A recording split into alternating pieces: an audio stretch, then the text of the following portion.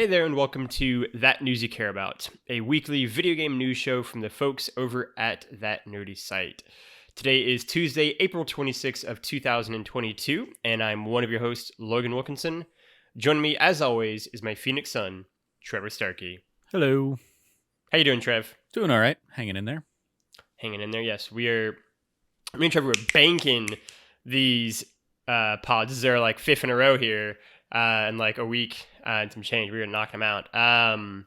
Yes, this is, of course, News You Care About, episode 100 and something. 102, I think, right? 102, 103? 102, 103. Yeah. We were doing some cleanup as we kind of celebrated the 100th anniversary and focused on kind of big pods, ranking various things, characters, stories, games. Last week, we went over kind of the E3 is dead news. And this week, we're kind of doubling back to touch on the news of kind of the changes coming to PlayStation Plus, because it's a fun thing that we want to talk about. So I guess broad form, we'll go really kind of broad first. PlayStation announced last month, which is, again, terrifying to think, as I mentioned off pod, that they're going to kind of start making some changes to PlayStation Plus. Which apparently has also been around since 2010, which is another mind-melting fact.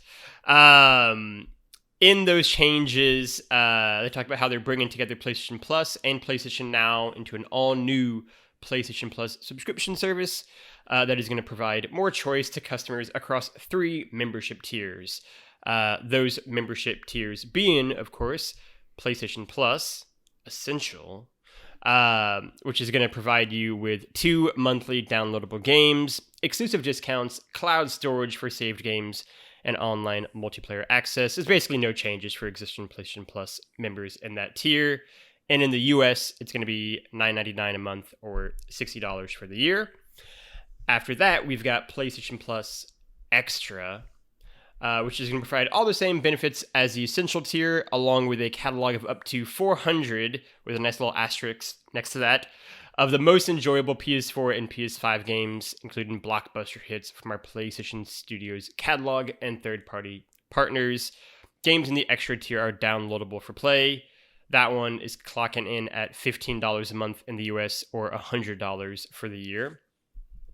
And then finally, the top tier there, we've got PlayStation Plus Premium, which is going to provide all the same benefits as Essential and Extra, while adding an additional 340 additional games, PS3 games available via cloud streaming, and a catalog of beloved classic games available in both streaming and downloadable options from the original PlayStation, PS2, and PSP generations. It also is offering cloud streaming access for original PlayStation, PS2, PSP, and PS4 games offered in the Extra and Premium tiers in the markets where PlayStation Now is currently available. And then time-limited game trials as well are going to be in that. That clocks in at $18 a month or $120 for the year. Trevor, there's a lot obviously in that. We just kind of ran through a bunch of different stuff. We'll kind of start broad. Your kind of initial thoughts when you first saw this idea, and then kind of doing their version of Game Pass a little bit, and what you kind of thought. Yeah, I mean, obviously the biggest thing that's preventing this from being their version of Game Pass is first-party games will not be on the thing day and date. They're going to be bringing them, at some point afterwards. Slowly over time, they mention, I think, in these kind of announcements that for those PS4, PS5 games available when they launch this in June, they're hoping to have games like Death Stranding, God of War, Marvel Spider-Man Miles Morales, and Returnal. So Mortal Kombat 11, don't forget. Yes, and Mortal Kombat. Sorry, I was focusing on the first party studio aspect. I know it's the only one that's but yes, right. It is the only one I did not shout out there that they've highlighted. And so among those titles, obviously those are some of their bigger things, but they're also a year or two, since they've come out, or more. And so I think that's going to be it is that oh, okay, these are, the games that eventually came to PlayStation Plus or something when they were ready to, when sales dried up anyway or something like that. So Mhm. I don't know necessarily how much it's going to compete directly with Game Pass. If anything, it especially like the higher tiers that are like, hey, and we'll give you access to all these like old catalog games. It's Mhm. almost, if you keep it on the Xbox side of things, it's like the basic tier is what PlayStation Plus is now. The mid tier is PlayStation Plus plus PlayStation Now, and then the top tier is like all of those plus the backwards compatibility functionality of Xbox, which is certainly something like I've been interested in. Whether or not Mhm. I'm gonna pay almost twice as much for a monthly service to have access to those games, I don't know if I'll like bite the bullet for that. Or I might like come and go in that range, in the Mhm. same way that like, oh, if I'm really desperate to hop in and play some old NES games or something like that, I'll buy a month or two of Nintendo Switch Online functionality or something like that. So it'll be curious to see. I mean, like a lot of it is going to come down to how how thorough that library is, what's in that library, what availability is out there for those games. But yeah, it's weird. Like Mhm. they're definitely Mhm. pitching it as flexibility, but I know like a lot of people are like, Right. I mean, just give us like either all for one, or I mean, it they're almost years behind the time in that this is what Xbox was doing before they finally just consolidated things on their end into Game Mhm. Pass, because like they had Xbox games with gold and Xbox or Xbox Live and Xbox Game Pass for a while, and then finally they just were like, hey, yeah, let's just consolidate all this stuff. And so it's like PlayStation is just playing 2 years behind the times, if that's Right. the analog that we're going with here. So it's weird. Mm. It's hopefully it gives people something that they're looking for or are Right. wanting, and it certainly will provide some kind of added value. It's just I don't know if it will provide added value to someone like me who typically is playing the newest games as they're coming out Right. versus somebody who is waiting 6 months for it to come to a PlayStation Now type service or something like that. Mm. It's interesting. I think I largely like it, because even if it's doing something that is sort of 2 years behind Xbox and where Xbox is at, at least feels much more like, oh, they're starting on the path, and like 2 years from now we'll kind of be where this we want this product to be, right? And that's more exciting than just like this nebulous of like, yeah, eventually PlayStation obviously is gonna have to do something Game Pass, and now it's much more like, oh, like I can see the skeleton of this kind of being formed now, which is a bit more exciting. Um, like I look at this and I'm like, you know, like 15, $18 a month, like it sounds like a lot, I think, in like a vacuum, but like also like, I mean, Netflix is like $15 a month already. Like I feel like at this point, right? So it's just like, And they just lost a crap ton of subscribers because of right. price increases. So yeah, like that's certainly a risk that someone like PlayStation has of being like, Maybe. I think Netflix lost a lot of subscribers for a lot of reasons. Like it's also just like not 2012 anymore in the streaming landscape, yeah, right? certainly. And so like I don't know, like I'm willing to spend that much money on that.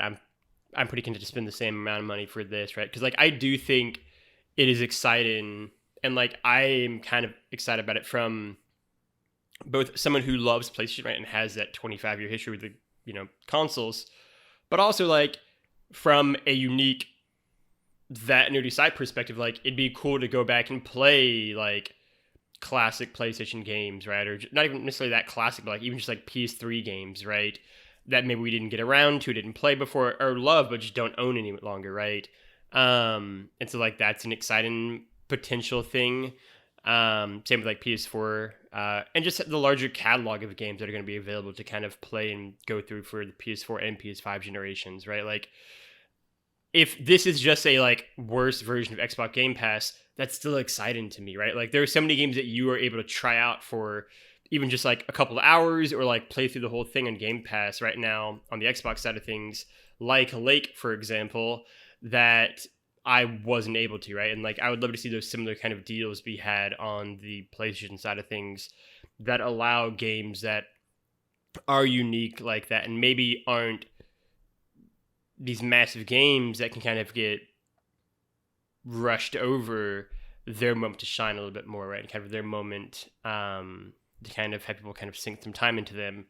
And so like from that angle, like I think it's exciting. Like this could be another step in PlayStation kind of elevating indies forward in some way as well in that regard, which is exciting as someone who loved kind of the weird PS3 generation PlayStation. Yeah, so I mean, like I find that angle of it exciting as well.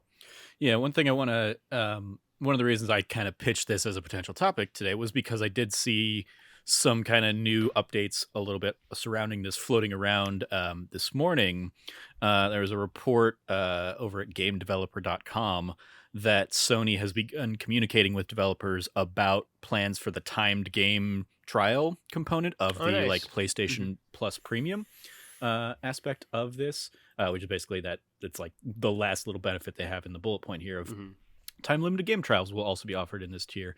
And apparently in the like the developer portal, they've identified or they're suggesting that developers working on games with a wholesale cost of $35 or more, so like, you know, not necessarily your indies but your more full priced titles, will need to start including as part of their like roadmap and offerings like trial versions that must be at least 2 hours long for these for games of that size for PlayStation's kind of plus premium experience.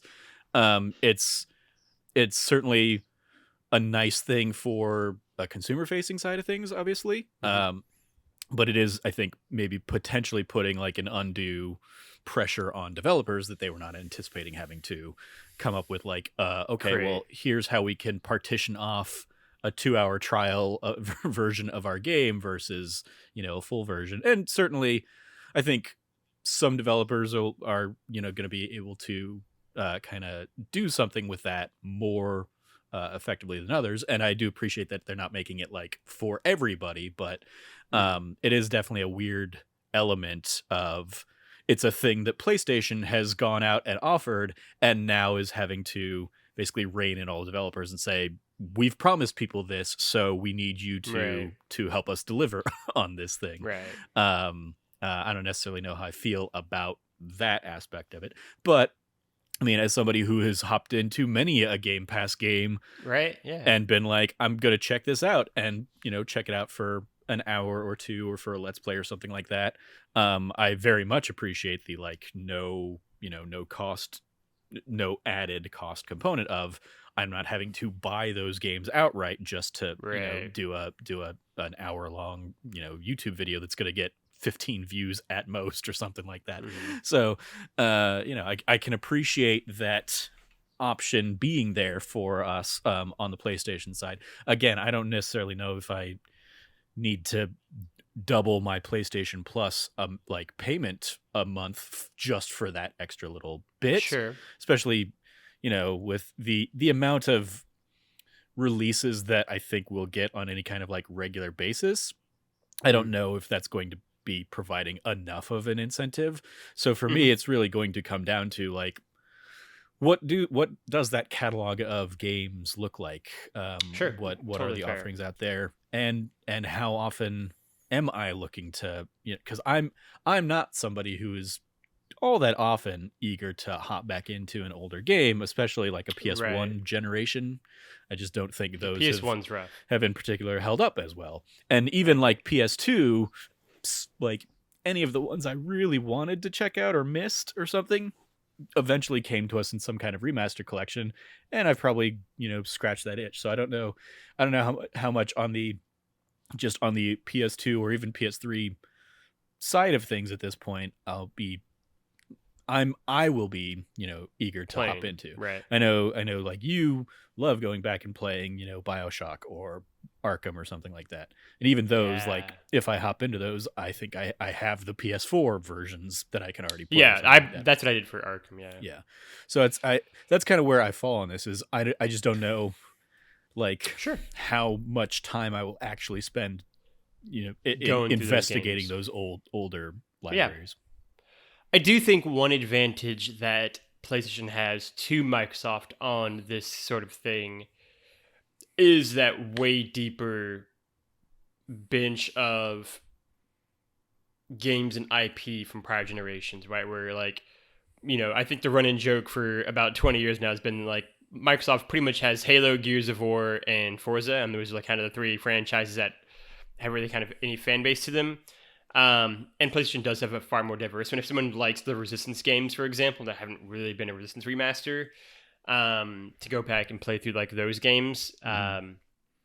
2 and 3 in particular. 1, you'd be a crazy person. That game's real rough.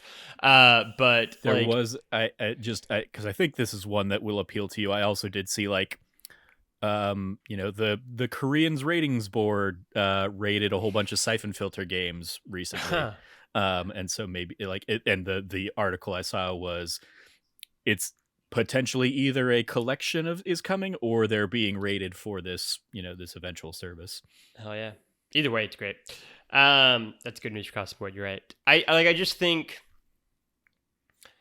that is something that appeals to me, right? Like how much like, and it's sort of like I don't necessarily disagree with like how much time will I spend playing these older games versus newer games is like always a fun mix. But like I think diving through an old game you've beaten before in like the summer is just like a thing I like to do because like it just kind of has that like childhood nostalgic hit for me every year to just like play something I've beaten before in the summer because it's got that just kind of vibe to it, and also because summer usually is kind of a drought, and I think I could see myself really utilizing it in like that time frame, right? And like play like a couple games in the past, maybe hop into like a few things and not beat anything, just to kind of get that like nostalgic hit, and then yeah, like fall happens and I'm just playing a bunch of new games, but like I still have it because if I do want to hop back into something else, I can. Or if I play a new game that's coming out that is part of a series from an older generation, I can go to or something like that, or like a reboot.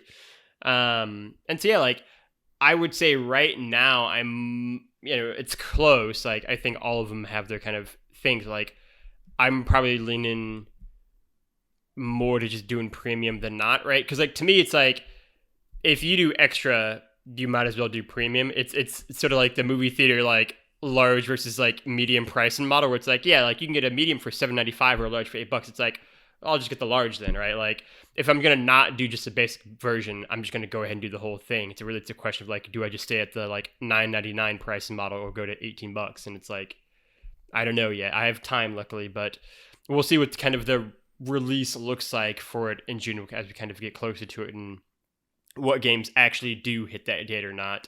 And maybe that's where I'll play, some games I haven't checked out from the past couple of years even.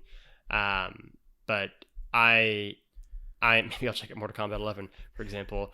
But I'm more excited, I think, about it, even with its flaws and even with its issues, than the standard PS Plus we're getting, right? Which is cool. Like the 2 free games is nice, but like this is way more appealing to me. Yeah, even that at this point, it's very rare that like a PS Plus game is coming up that I'm interested in and didn't already buy or play through. Right, that's like the problem. So like I think they've struggled a little bit. Like it or in time past, it was like, oh, like a game launching on PlayStation Plus could be really cool, like a Rocket League or like a Fall Guys or something like that. It could very much Fall make Guys. those games. Whereas, or like even like I would say Bugsnax was, but like Bugsnax, Oh yeah, Resogun, that's a great shout out. Those were like great standout launch titles on PlayStation Plus, and I think just the business model, I think largely developers have maybe moved away from seeking out PlayStation for those kinds of deals, and they're going to Game Pass day and date kind of for launch titles. And maybe that's because Microsoft is throwing more money at those developers. I don't know. But I think that's certainly an element of the base offering of PlayStation Plus has sort of gotten diluted. Like in its heyday, you were getting a PS3 game, or like 2 PS3 games, 2 Vita games, and 2 PS4 games or something like that. And so you're getting 6 games a month.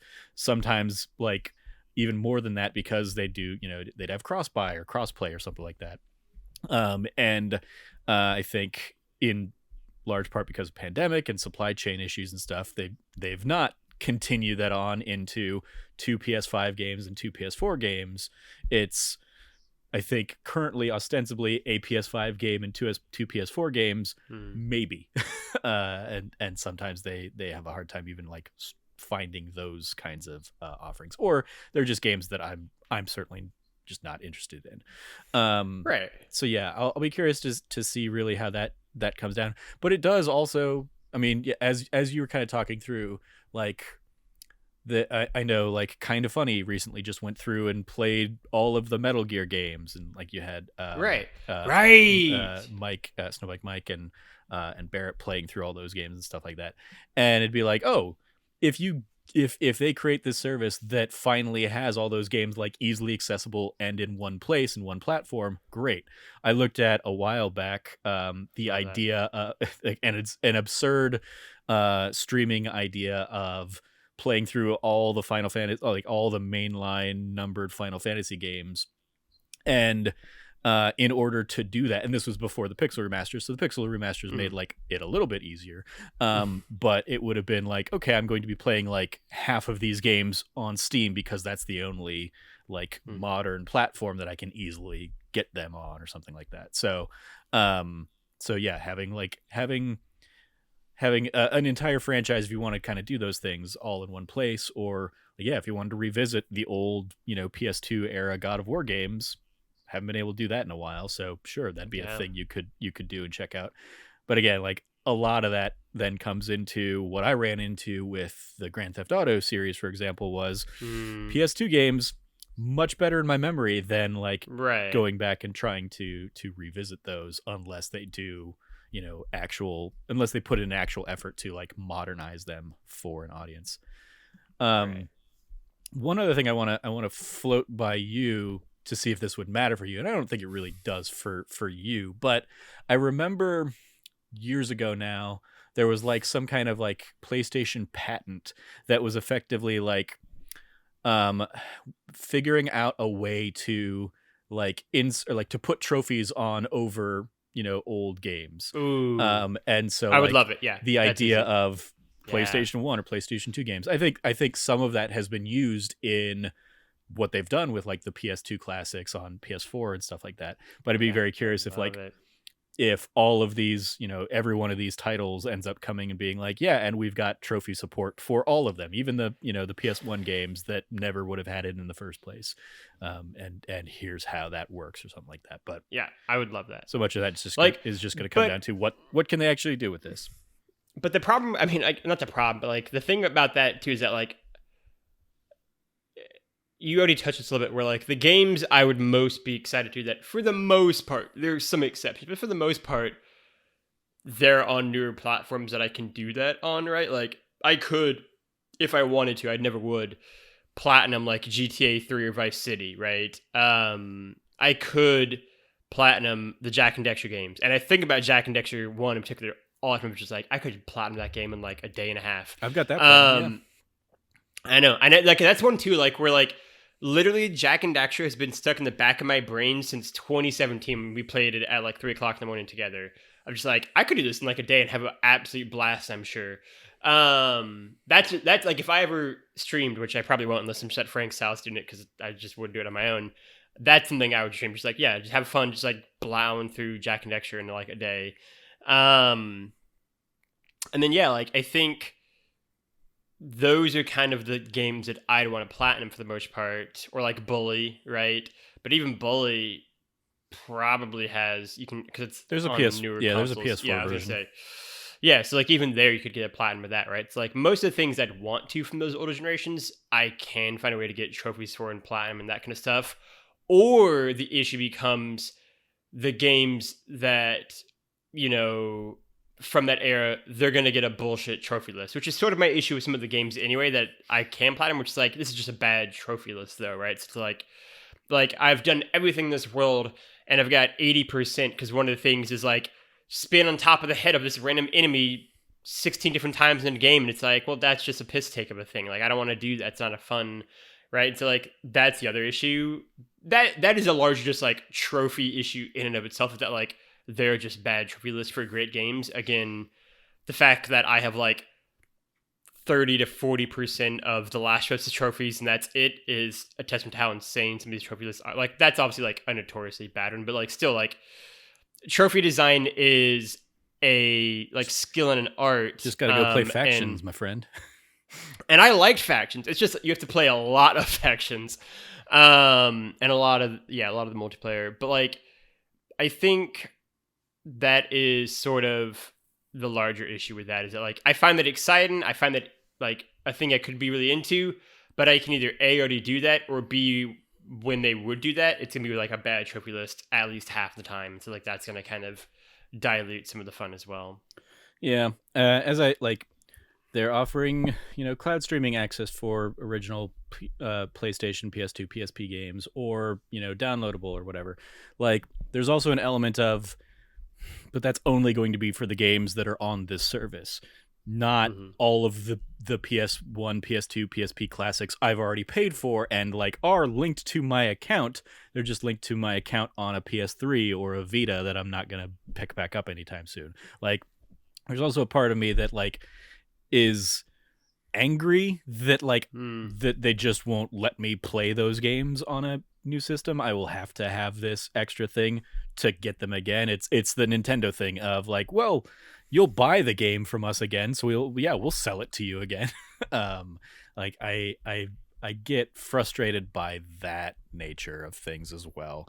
And it's like it is the Steam has spoiled us of like you buy it on Steam, it's with you when it's in your Steam account wherever you go, whatever PC you're working on or whatever.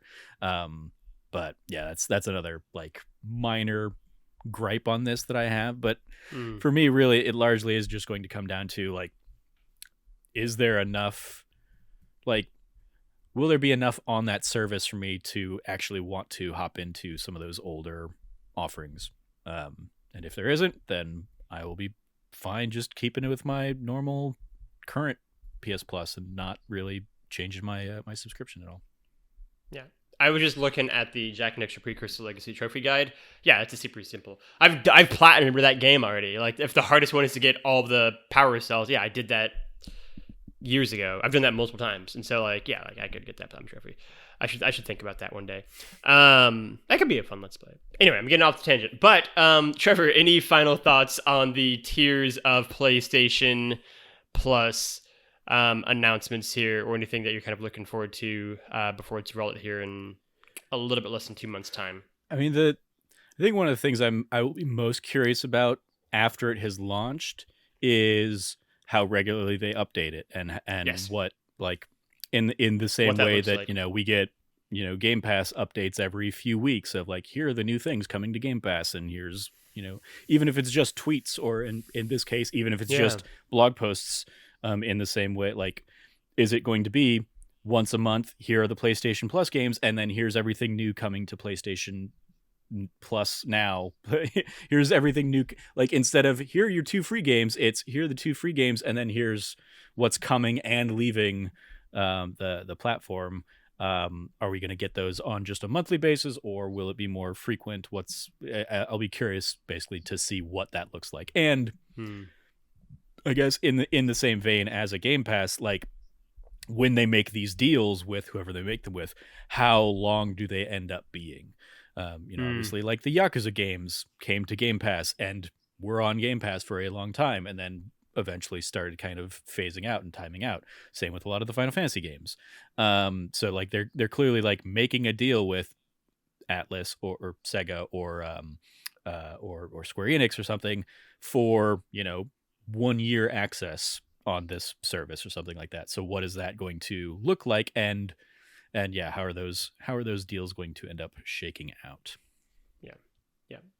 I'm excited to see. I agree with your kind of last point there, in particular, what that update schedule looks like, right? And hopefully it is just a couple weeks, like with Microsoft, or just at least like once a month, and not like a quick pop at the beginning and then like slowly kind of like dies away, like some PlayStation ideas and products have over time. Rest in peace, Vita. But we will, or even really PlayStation Now in general. Yeah, I'm excited to see. I'm optimistic and hopeful that we'll, at the very least, have something to look forward to in the summer months of this year. Trevor, any shout outs? We shouted them out last week, but I want to give a shout out to our friends over at 61 Indie, whose their mini indie showcase basically went live the same time as our episode last week. So I was out there watching it as it kind of went. And they did a great job. So yeah, nothing but love to those guys, that team. I took some of the games from that showcase as inspiration for this week's Let's Plays. I saw including X Zodiac, which is a Star Fox-like game. That was yesterday's Let's Play, Tuesday's Let's Play if you're listening to this. Checked out the demo for that, basically played through a couple levels. And then the Thursday episode is going to be "Do Not Buy This Game," which is another game that was shown off in that showcase. Played the little demo teaser for that as well. So yeah, check those out. And then just again, super shout out to the cool things that our friends over at 61 Indie did, both with that and with all the coverage that they did at PAX, as well as all the coverage that everybody did from PAX East.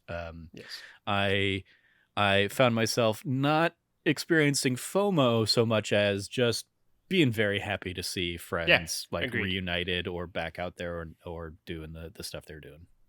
Agreed. You had a very good tweet that summed up my feelings as well. For just like PAX and the wedding that was also at the same time for some of our friends. And yeah, it's just not even FOMO, just like so happy that everyone is just finally getting to kind of start coming around together. I feel like we kind of had a cheat because we did ours a few months earlier in January. And it was so nice and so needed. And so, yeah, I was happy to see everyone else kind of have a similar moment now. Yeah, fantastic. Well, that is the show then. Thank you for listening or watching. If you like what you heard, you can go over to the podcast service of your choice, like and subscribe to the feed, rate and review us on iTunes, give us those 5 stars, and tell us why you like us so much. You can also go over to youtube.com/thatnerdysite, where you might already be for the video version of this podcast. Hit the like button, hit the little subscribe, ring the bell to get notified when a new video goes live over there Monday through Saturday. You can also finally go over to thatnerdysite.com and check out all the latest podcast reviews, features, everything going live up on the main site as well. Finally, you can go find Trevor at Trevor J. Starkey on the internet. Trev, anything that you want to shout out? I'll plug that D Plus show. This month has been our Pixar month. So especially the last couple of weeks, Logan and I talked about Luca as well as A Bug's Life. We're wrapping up this week with Monsters Inc. So go check out all the good stuff we're doing over on that D Plus show. Agreed. Because it's it's a fun little show we do if you enjoy your Disney stuff. I concur. That D Plus show, as I tell Trevor almost every time I see him, is one of the most fun shows I do on the regular. It's a ton of fun, always, and a blast. Go check out all that stuff. It's been a great Pixar month that we're coming to a close on now. I will also give a shout out to the Let's Plays going live Tuesday and Thursday from Trevor, as well as Cameron's Friday Night Dying Light Let's Play series that he's doing for Dying Light 2. Which there's no more dedicated Dying Light content out there than Cameron Abbott still doing this content for this game multiple months after it came out. And then finally, you can go check out That Nerdy Site show as well, where they had a fun, action-packed podcast episode talking all about movies, which is exactly my kind of shit. That I encourage everyone to go check out. Trevor was even converted on the podcast to go watch a movie afterwards, and we all love that. Finally, you can go find me at Lefty Logie, Loggy. Again, I kind of gave my shout-outs before the plug, so there's that. And you can go find That Nerdy Site at That Nerdy Site all across the internet. For myself, for Trevor, for all of us here at That Nerdy Site and That News Care About, play your games and be good to each other.